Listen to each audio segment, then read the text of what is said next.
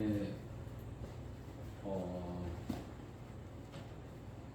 이혼에 대한 말씀을 이제 해 주시고 계신데, 이제 소제목 그걸 이제 정할 때, 너무 제가 과격하게 정해서 말을 하기가 좀 그래요. 근데 뭐라고 정했냐면, 소제목을 상처라 이혼이라고 정했어요. 뭐, 떼끼 이혼, 뭐 이런 표현으로 정했는데, 요즘 시대에 대해서 이혼이라는 것을 이야기하기가 쉽지가 않습니다. 요즘 시대를 가르쳐서 사람들이 얘기해요. 이혼이 흠이야? 뭐 이런 시대에 우리가 지금 살고 있습니다. 그래서 뭐 한두 번 이혼은 다 하는 거야. 뭐 이런 시대를 저희들이 살고 있는데, 이혼이라는 거는 저희는 그 다른 나라 얘기인 줄 알았어요. 저희 어렸을 때는 이혼한 분들도 없었을 뿐만 아니라 이혼하면 큰일 나는 줄 알고 그냥 사셨어요. 보면은 뭐 그 부모님들의 그 권위가 심해서 옛날 어르신들은 되게 보면 그 개별 밥상을 드셨잖아요. 그래서 아버지하고 조금 뭐 아들이 크면 아들 정도까지는 이렇게 올라와가지고 따로 밥상 드시고, 여자분들하고 애들은 따로 이렇게 밥 드시고 막 이런 어떤 일들이 있어서, 뭐 심한 집은 아버지는 뭐 고등어라도 하나 올라갔는데 여기는 다 김치 먹고, 뭐 계란 하나 올라가도 다 뭐 김치 먹고, 이런 시대를 저희들이 살았고, 뭐 권사님 두 분들을 그러셨나 안 그러셨나 모르겠는데 남편 얼굴도 못 보고 그냥 결혼식 날 남편 얼굴 보고 결혼하셨는지도 모르겠어요. 옛날엔 그랬어요. 우리는 3시간, 4시간 기다렸어. 아유, 그래도 신식이네. 4시간 봤어요? 결혼하시기 전에? 내일 만나기로 했는데 제가 마음이 없어가지고 안 나왔거든요. 그래도 신식이시네요. 옛날엔 얼굴 보고 결혼하면 신식이라 했잖아요. 그리고 또 연애해서 결혼했다 그러면은 그 조금 뭐라 그럴까, 너 저기 나쁜 놈이다, 뭐 연애까지 해갖고 결혼하냐, 막 이런 시대가 있었는데, 그냥 그런 시대를 넘어서 잘 살았는데, 요즘 시대에는 서로 뭐 만나고 뭐 많이 알고 뭐 이런다고 해도 이혼을 뭐 어마무시하게도 많이 하는 시대에 살고 있고, 얼마 전에 제가 드라마를 많이 보지는 않았는데 이혼에 관련된 이야기만 이렇게 많이 하더라고요. 그래서 이혼에 대한 이야기를 많이 하는 그 드라마가 참 많은 사람들의 공감을 사고 이야기를 많이 했다라는 것과, 그 여러 장면 가운데 제가 몇몇 가지가 기억나는 게 한 분이 있는데, 한 여자분이 남편에게 매를 맞아요. 이혼하겠다고 하고. 근데 마음이 바뀌어서 또 안 한다고. 또 와. 이혼한다고 해요.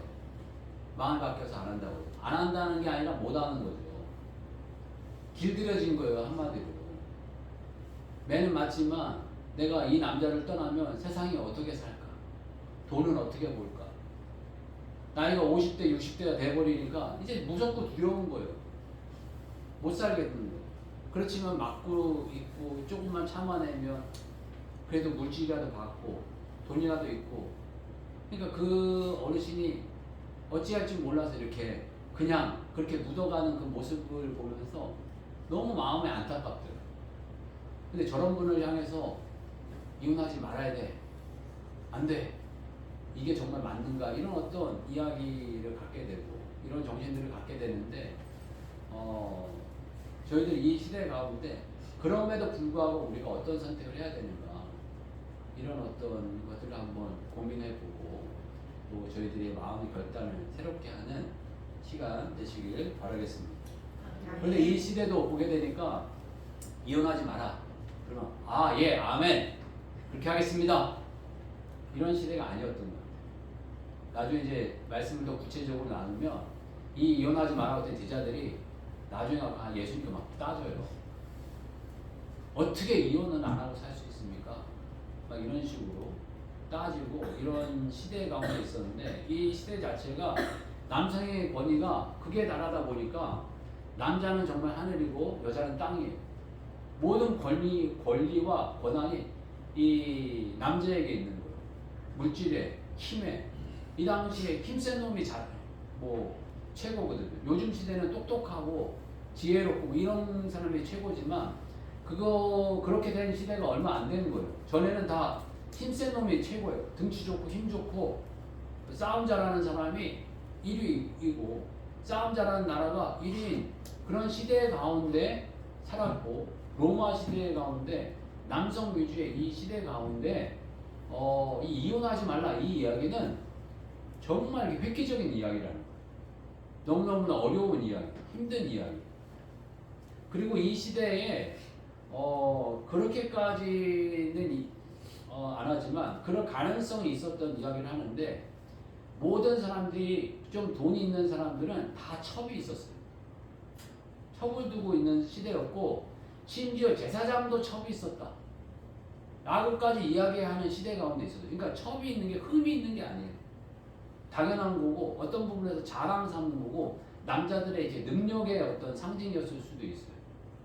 첩이 만연해 있던 그런 시대 가운데 살고 있었는데 그 시대에 예수님께서 이혼에 대한 이야기를 하고 계시고 이 이혼에 대한 이야기의 또 위치를 보게 되면 위치가 중요한 게 있어요. 위치라는 게 무슨 이야기를 하냐면 언제 하셨냐는 거예요. 언제 하셨냐는 건데 십자가에 달리기 직전에 하신 거예요. 이 10장이 끝나면 11장 들어가면 바로 예루살렘 입성해서 십자가에 달려 들어갔어요. 그리고 이걸 마태복음에서도 비슷하게 19장에서 이 얘기가 똑같이 나오거든요. 나오는데 19장에서도 이 얘기 끝나면 예루살렘 입성해서 십자가에 달려 들어갔어요. 그러니까 과정이 어떤 3년 동안에 이혼 얘기는 안 하신 거예요. 쭉 안 하시고 뭔가 이야기를 쭉 하시다가 맨 마지막에 끄트머리에 와가지고 이 제자들에게 이 이야기를 가르쳐 주신 거예요. 그러니까 그만큼 제자들이 알아듣기도 어렵고 순종하기도 어렵고 받아들이기 어려운 말씀이라는 것을 알면서 맨 마지막에 가르쳐 주신 거예요. 그런데 예수님께서 이 가르친 이 공생의 이 3년 가까이 되는 이 기간 동안에 이 바리새인들이 꿰뚫어 본 거예요. 아, 이 사람은 사람을 존중하는 사람이어서 여성을 함부로 대하는 사람이 아니구나. 이 사람 이거 이혼하고 첩두고 이렇게 하면 안 된다고 이야기하겠는데 라는 거를 이 바리새인들이 간파한 거야. 그러니까 바리새인들이 이 10장에서 보게 되면 2절 말씀에 바리새인들이 예수께 나와 그를 시험할 이 질문이 뭔가 공경에 빠뜨리기 위한 질문이었다는 거예요. 그래서 그때 아내를 버리는 것이 옳으니까 이렇게 질문했다는 거예요. 그러니까 예수님께서 아내를 버려라 이렇게 얘기하면 모세의 말씀에서도 다 버리라고 그랬으니까 그냥 맞는 얘기이긴 한데 예수님께서 지금까지 원수까지 사랑해라. 그리고 이 말씀 가운데 보면 형제다, 자매다 이런 이야기 했는데 형제를 버립니까? 자매를 버립니까? 가족이 찢어질 수가 있어요? 이렇게 따져 물을 수도 있고 원수까지 사랑하는데 아내는 뭐 사랑 못해요? 남편은 사랑 못해요? 이런 이야기를 할 수 있는 어떤 그 공경에 빠뜨릴 수 있는 이야기라는 거예요. 당신은 말장일 뿐이고 현실에서는 전혀 맞지 않는 이야기를 하는 뜬구름 잡는 소리 나는 사람입니다. 라고 이렇게 질타를 받을 수 있는 상황에 예수님께서 하시는 말씀은 모세에게 모세가 어떻게 이야기했느냐라고 표현하면서 모세는 이혼중서 써주어서 버리기를 허락하였나이다 라고 표현하는 거예요. 그러니까 이혼하고 싶으면 이 사람들의 그 해석은 이혼중서 써주면 그냥 끝난다는 거예요. 아무 일 없다는 거예요. 아무 문제 안 된다는 거예요. 이혼중서로 얼마든지 이혼할 수 있다. 그런데 당신은 사랑을 이야기하고 하나됨을 이야기하고 형제 자매를 이야기하는데 현실에서 그거 어떻게 적응해봐라. 이런 어떤 도전을 하고 있는 겁니다. 그런데 예수님께서 이 이혼을 왜 허락했는지 그리고 이혼을 어떻게 하면 방지하고 막을 수 있는지에 대해서 몇 가지 포인트를 찝어주고 계신데 그 첫 번째로 이혼을 하게 되는 이유는 사람의 마음이 완악해서라는 거예요. 5절 말씀에 예수께서 그들에게 이르시되 너희 마음이 완악함으로 말미암아 이 명령을 기록하였거니와 그러니까 이혼을 허락한 것도 완악하기 때문이고 어떤 부분에서 이혼을 하게 되는 이유들도 완악함 때문이라는 거예요. 그러니까 마태복음에서 보게 되면 이혼을 허락한 사유 가운데 더 구체적으로 표현하는데 그 구체적인 표현은 음행을 이야기하고 있습니다. 그러니까 남편 외에 다른 남자를 만난다라든가 이런 거는 남자 쪽 입장에서는 허락을 한다는 거예요. 근데 남자 쪽 입장에서 아내 외에 다른 여자 만나는 거는 괜찮다는 거예요. 남성 위주의 사회니까 그게 괜찮다라고 이야기되는 시대 가운데 있다라고 표현한다는 거예요. 근데 이 완악함이 문제다. 그러니까 하나 되지 못하는 거, 부부간의 이 일치가 가장 기본적인 일치인데 그 기본적인 일치를 못 이루는 게 완악하다는 거예요. 완악하다는 거는 폭력적이다, 이런 의미가 아니라 굳은 마음이라는 거예요. 굳은 마음. 마음이 굳어 있는 사람은 이게 좋지 않다라고 이렇게 표현하고 있습니다. 근데 마음이 굳은 것과 심지가 견고한 거의 차이는 뭘까? 이런 생각을 해보게 됐어요. 강직한 사람, 강직하고 분명한 사람, 완강한 사람, 그 다음에 이 마음에 이 굳은 사람. 이사야서 26장을 보게 되면 26장 3절을 보게 되면 주께서 심지가 견고한 자를 평강하도록 지키시니 이는 그가 주를 신뢰함이니이다. 어떤 면에서 견고함과 강팍함, 완악함과 견고함이 비슷해 보이지만 다르다는 거예요. 근데 가만히 보게 되면 믿음이 좋다라고 하는 부분 가운데 너무 이렇게 완악이라고 표현, 견고한 사람이 있어요. 말이 안 통하는 사람이 있어요. 나는 맞고 내 생각이 옳고 그리고 타협이 안 되는 사람이 있어요. 이야기가 안 통해요. 믿음은 좋아 보이는데 가까이 하기 싫어. 이야기하고 싶지도 않아. 이런 분들이 있어요. 이러면 안 돼. 나는 거예요. 예수님을 바라볼 때 분명히 무언가 견고함이 있으셨지만 부드러움이 있으셨어요. 유함이 있으셨다는 거예요. 그래서 우리들에게 늘 하신 말씀 가운데 하나가 갈라디아서 2장 20절 보게 되면 내가 그리스도와 함께 십자가에 못 박혔나니 내가 죽었다는 거죠. 그런즉 이제 내가 사는 것이 아니요 오직 내 안에 그리스도께서 사시는 것이다. 이제 내가 육체 가운데 사는 것은 나를 사랑하는 나를 위하여 자기 자신을 버리신 하나님의 아들을 믿는 믿음 안에서 사는 것이다. 내가 죽어야 된다. 내가 늘 죽어야 합니다. 내 생각이 죽고 내 판단이 죽어야 합니다. 선악과를 먹은 우리 이 죄인들은 선악이 뭔지를 안다고 자꾸 이야기를 해요. 그런데 내가 죽어서 저는 모릅니다. 제 생각과 제 판단이 이렇지만 이게 혹시 완악일까봐, 이게 혹시 강팍일까봐 잘 모르겠습니다. 라는 마음을 예수님 안에서 갖는 게 정말 중요하다는 거예요. 그리고 조금 다른 의견이 있다 할지라도 일리가 있을 수 있다. 늘 이게 한경진 목사님이 많이 표현하셨다는 건데요. 이 많은 분들이 의견들을 이야기하죠. 그러면 일리가 있습니다.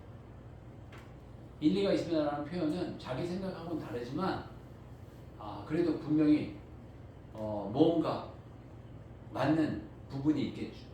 라는 표현으로 이렇게 늘 하셨다는 거예요.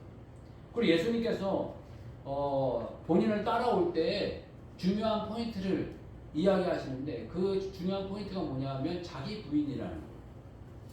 누가복음 9장 23절에서 24절을 보게 되면 또 무리에게 이르시되 아무든지 누구든지 누구나 예외 없이 나를 따라오려거든 자기를 부인하고 날마다 제 십자가를 지고 나를 따를 것이니라 라고 표현하고 있습니다. 그러니까 자기를 부인하다. 네 생각과 네 판단과 네 결정을 옳다 주장하지만은 마라. 낮춰라. 겸손해라. 아닐 수 있다 생각해라. 그리고 날마다 제 십자가를 지고 나를 따를 것이니라 라고 표현하고 있습니다. 제 십자가는 죽음이잖아요. 죽음을 지고 나를 따를 것이니라. 누구든지 제 목숨을 구원하고자 하면 잃을 것이요 누구든지 나를 위하여 제 목숨을 잃으며 구원하리라 라고 말씀해 주고 계십니다. 그래서 저희들이 자기를 버리고 자기를 낮추는 거다 라고 표현하고 있습니다. 그러면서 마태복음 5장 5절 보게 되면 온유한 자는 복이 있나니 그들이 땅을 기업으로 얻을 것이며 온유하다는 마음은 겸손하다, 그 친절하다, 온유하다, 동정심이 있다 이런 어떤 의미도 있는데 이 의미 가운데 의미가 하나 더 있는데 그게 뭐냐면 길들여졌다라는 온유함은 길들여지는 거예요. 성경에서 말씀하는 이런 어떤 우리의 어떤 강팍함, 우리의 어떤 강함, 이런 어떤 우리의 어떤 강한 주장, 우리의 어떤 강한 생각 이런 것들이 길들여져야 된다. 모세가 40대에 사람 죽인 사람 아니겠습니까? 막 자기 성질 못 이겨갖고 사람 죽인 분이었는데 이 온유함이 지면의 모든 사람보다 옛날 표현으로 승하더라. 그러니까 얼마나 길들여졌다는 거예요. 광야 40년 기간 동안에 완전히 길들여져가지고 그렇게 사람까지 죽였던 이 분이 마음이 길들여졌다는 거예요. 그러면 땅을 기업으로 얻는다. 땅을 기업으로 얻는다는 것은 부자 된다 이런 의미도 있지만 약속을 얻는다라는 의미도 있어요. 천국을 얻는다 의미도 있고 땅을 기업으로 얻는다는 이 표현을 좀 확대 해석하면 사람을 얻는다는 거예요. 네가 원하는 것을 얻게 된다. 사람을 얻게 된다. 강박함이 완악함이 사람을 잃게 하고 온유함이 부드러움이 내가 꺾어짐이 내가 죽어짐이 내가 길들여짐이 사람을 얻게 된다는 거예요. 아내를 얻게 되고 남편을 얻게 된다는 거예요. 나의 강한 주장과 분명함이 나는 분명한 사람이야. 나는 확실한 사람이지. 이게 사람을 얻는 게 아니고 부드럽고 온유해지고 낮아지는 것이 사람을 얻는 길이다 라고 가르쳐 주고 계시고요. 두 번째로 말씀하시는 거는 이러므로 사람이 6절에서부터 이 8절 말씀 보게 되면 창조 때로부터 사람을 남자와 여자로 지으셨으니 이러므로 사람이 그 부모를 따라서 그들이 한 몸이 될지라 이러한 적 이제 둘이 아니요 한 몸이니 한 몸이 되라 라고 표현하고 계세요. 그래서 사람을 남자와 여자로 지으셨다. 서로 다른 두 사람으로 지으셨다는 거예요. 그렇지만 하나님께서 만나서 부부로 만들어 가시는 것이 하나님의 섭리이고 여기서 이제 부모를 떠나야 된다 이런 표현을 하고 계시고 또 부모를 떠나서 이제들이 한 몸이 될지라 라고 표현하고 있습니다. 전에는 보게 되면 제가 젊으니까 부모를 떠나야 된다 생각과 마음이 분리되어지고 이제 독립된 채로 하나님 안에서 아름다운 가정을 꾸며야 된다 이거 많이 강조했거든요. 그런데 이제 제가 나이가 되니까 떠나보내야 될 때가 돼버렸더라고요. 저도 개인적으로는 그 작은 아이를 중국에 이제 보냈고 아이가 취업을 이렇게 하게 되는 이 과정을 제가 겪게 되면서 품 안의 자식이라고 어른들이 표현하는 게 뭔지를 좀 느끼게 된 사건이 좀 있게 됐어요. 그래서 아이의 생각과 내 생각이 다른 것과 또 내가 품 안에 있었기 때문에 내 주장을 분명하게 관철시켜야 하고 뭔가 가르쳐야 된다는 그런 마음이 배어 있었던 것이 이제는 이 아이들의 생각과 판단을 존중하고 그 결정이 이제는 존중되어지고 그 결정이 제 보기에는 좀 안타깝고 아쉽고 그래도 그 아이들의 결정이기 때문에 그걸 존중해주고 축복하고 기대할 수밖에 없다는 것을 많이 느끼게 됐어요. 그러면서 참 부모도 철이 드는구나 이런 생각을 하게 됐고 부모도 배워가는구나 이런 생각을 해보게 됐고 또 한편으로는 돌아가신 아버님을 그렇게 생각이 나더라고요. 제 아버님이 그 홀려 단신으로 이북군으로 이렇게 내려오셨기 때문에 저희 자녀들이 커가면서 독립하려고 할 때 너무 힘들어 하시는 거예요. 막 평상시에 뭐 그런 사랑 표현도 애정 표현도 안 하던 분이 막 이렇게 되게 힘들어 하시더라고요. 이제 자녀들을 자기의 품에서 내보내는 거를 되게 힘들어 하시더라고요. 근데 그때는 몰랐죠. 아버지가 뭐 왜 이러시나 뭐 이렇게까지 뭐 이런 분이 아니었는데 뭐 그렇게 하면서 저는 새로운 세계를 나가니까 그거에만 빠져가지고 아버지의 마음을 일도 헤아리지 못했던 것 같아요. 그랬더니 이제 아이를 이제 내려보내면서 이 모든 시간들이 즐거웠던 시간이고 또 감사했던 시간이고 행복했던 시간들이 이제는 분리되어지고 뭐 또 다른 행복이 있긴 하겠지만 뭔가 이제 독립된 존재로 아이를 보내야 되는구나 이런 어떤 고민에 빠지게 되는 시간을 한번 겪게 되었습니다. 이제 부모로서 이제 떠나보내야 될 때가 있구나. 그리고 떠나보내는 훈련을 해야 되는구나. 라고 하면서 떠나보낸 우리가 이제 해야 될 거는 기도밖에 없구나. 여러 가지 아쉬움도 들더라고요. 내가 말씀으로 아이들을 더 가르쳤어야 되는데, 또 말씀으로 살아가는 법, 말씀으로 승리하는 법을 보여줬어야 되는데, 이런 아쉬움과 함께 자녀들을 위해서 이제 할 거는 기도밖에 없구나. 더 많이 기도하고, 더 많이 축복하고, 더 많이 안 보이는 그림자로서, 버팀돌로서 인생의 길잡이의 모습을 조금 더 보여줘야 되는구나. 이런 마음들과 생각들을 가져보는 시간들을 갖게 되었습니다. 그리고 이 아이들이 정말 독립된 존재로 하나가 될 수 있도록, 다르지만 하나가 될 수 있도록 힘써가는 모습, 또 그렇게 가르쳐야 되고요. 세 번째는 가장 중요한 건데요. 그거는 하나 되어지고 짝지어 주신 것을 하나님이 명하셨다는 거예요. 이게 가장 중요한 부분입니다. 이 부부간에 어떤 부분에서 지킬 수 있는, 지켜야 하는, 또 유지되는 이 가장 중요한 부분입니다. 이 가정은 내가 만든 게 아니고 하나님이 세웠다 라는 어떤 명령 안에서 이것이 이루어져야 한다는 거예요. 그래서 이 구절을 보게 되면 그러므로 하나님이 짝지어 주신 것을 사람이 나누지 못할지니라 하시더라. 하나님이 가정을 정했는데 니들이 왜 나눠? 라고 이야기를 하는 거예요.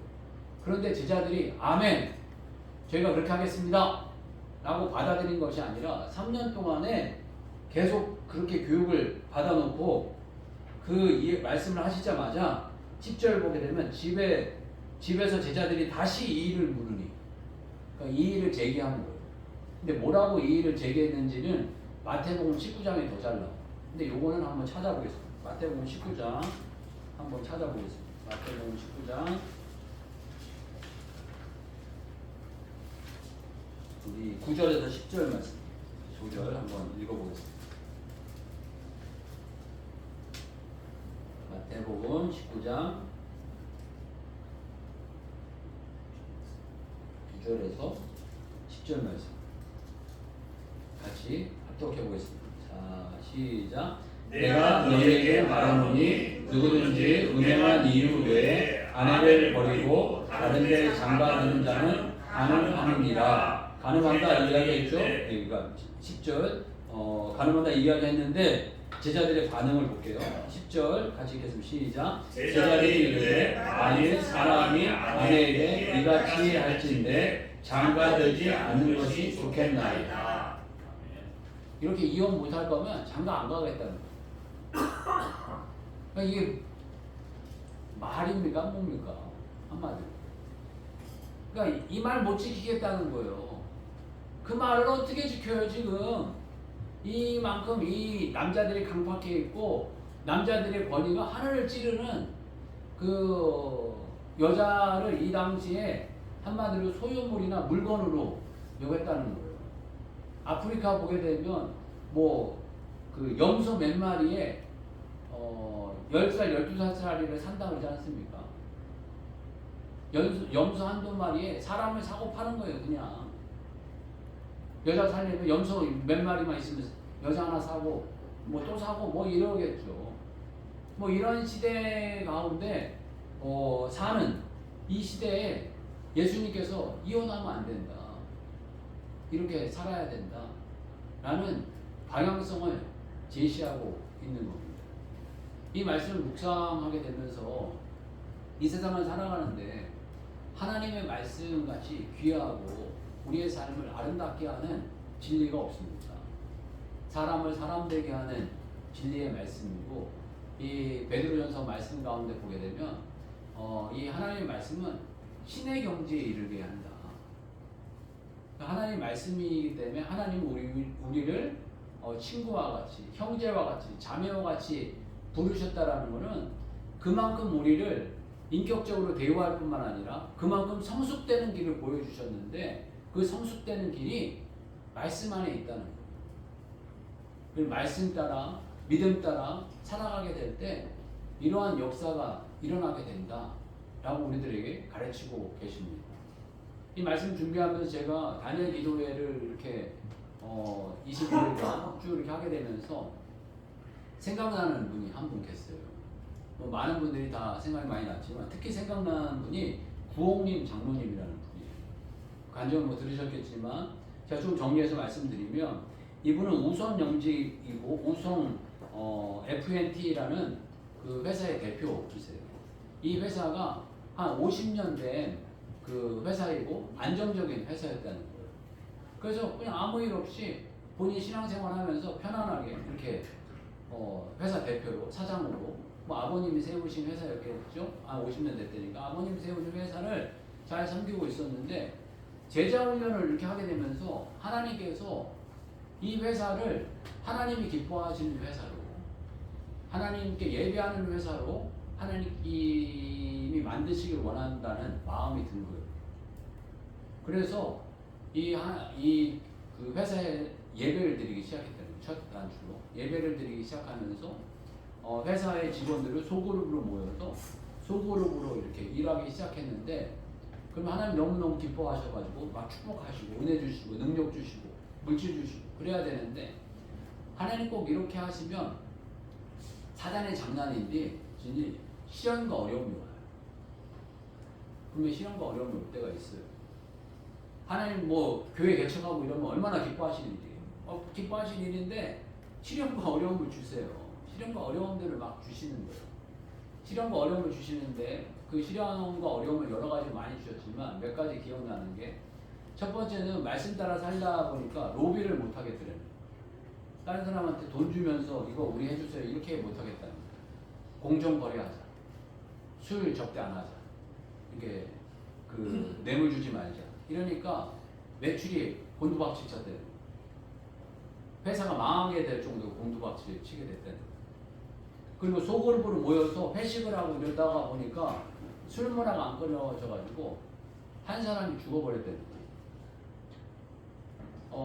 그리고 뭐 이런 어려움에 빠지게 됐는데 하나님께서 회복하시기 시작하니까 이 죽은 한 사람 때문에 술 문화가 없어지게 되고 그 다음에 이렇게 곤두박질 치게 돼가지고 이 곤두박질 치게 된 이 회사를 살리기 위해서 이 사장님이 그 자기가 가지고 있던 그 재산이 있었는데 그 재산이 그 대표이다 보니까 재산이 엄청 많았던 것 같아요. 그래서 일반적으로 사람들 생각은 이 그 회사를 그냥 문 닫아버리고 본인 그냥 살기 위해서는 먹고 살면 되는 액수를 갖고 있었던 것 같아요. 그런데 이 하나님께서 그 액수, 네가 갖고 있었던 물질을 회사에 다 들어놓으라 라는 마음을 주셔서 자기가 갖고 있던 모든 물질을 정리해서 회사에 다 밀어넣었대는 거예요. 자기 보이기에 인간적으로 망해가는 이 회사에다가 자기의 물질을 붓는다는 거는 참 마음에 여러 결단이 있었던 것 같아요. 근데 그렇게 결단하자 하나님께서 21년도서부터 기적같이 하나님께서 기름을 부으시기 시작했어요. 그래서 하나님께서 오더를 주시고 물질을 주시고 사람을 붙여주시고 사람이 할 수 없는 방법으로 하나님 일하시고 역사하셔서 이렇게 오게 됐는데 돌아보니까 지금의 이 현상에는 이 자매인 고백할 때 옛날에 자기가 그 하나님 예배하겠다라고 했던 그 전 회사보다도 매출이 안 나온대요. 그리고 예수님께 예배하겠다라는 그때보다도 재산이 없어졌대요. 그리고 회사 직원도 아마 더 적은 것 같아요. 그렇지만 회사가 보니까 교회 같더라고요. 소그룹이 생기고 소그룹마다 지역을 섬기고 뭐 선교사님을 섬기고 뭐 이렇게 해가지고 이거 회사인지 교회인지 구분이 안 되더라고요. 겉으로 이렇게 볼 때. 그러면서 하나님께서 이 교회를 이렇게 이 회사를 이렇게 세우셨는데 하나님 역사하시고 기름 부으시고 회사 이전에는 이렇게 섬기기 이전에는 완전히 그 돈만 알아가지고 돈 하다가 이제는 하나님의 나라를 세우고 그 아름다운 이 하나님 나라를 잘 세우게 되어서 너무 감사하고 행복하고 기쁜 시간을 보내고 있다라는 고백을 듣게 되었습니다. 저희들 이 삶 가운데 좀 하나님 말씀으로 순종하면 만사형통 아멘. 축복 아멘. 이렇게 안 될 수도 있어요. 아멘. 그렇지만 그럼에도 불구하고 아멘. 우리가 순종하고 결단하고 하나님께 나아가기 시작하면 하나님께서 전혀 우리가 알지 못하는 세계를 펼쳐주실 줄 믿습니다. 아멘. 그래서 정말 진정한 행복을 맛보게 해주시고 이 인간적 행복을 넘어서 하늘의 복을 누리게 해주시고 또 천국 공동체와 같은 아름다운 일들이 이루어가게 하실 줄 믿습니다. 아멘. 여러분들 삶 가운데 어떤 마음에 결단해야 될 것들이 있다면 주님 앞에서 결단하셔서 아멘. 참으로 이젠 말씀으로 산다, 믿음으로 아멘. 산다, 아멘. 이제 기도로 산다. 아멘. 이런 고백들이 있는 삶이 되시길 주님 축복합니다. 아멘. 같이 한번 기도하겠습니다. 우리 동정으로 한번 기도할 때 이혼 이 시대에 말씀 지키기 너무너무 어려웠습니다. 그렇지만 예수님 하라 하셨습니다. 이게 복된 길이고 아름다운 길이니 하라 하셨습니다. 우리의 삶 가운데 말씀으로 살면 안 될 것 같은 일들이 있어요. 죽을 것 같은 일들이 있어요. 그렇지만 예수님 믿고 말씀 믿고 하겠습니다 라고 하고 도전하고 나아가는 인생으로서 저희들 기도하면서 말씀 의지하면서 나아가는 인생 되게 해달라고 같이 한번 기도하겠습니다. 주여 한번 해주 같이 기도하겠습니다. 주여 하나님 아버지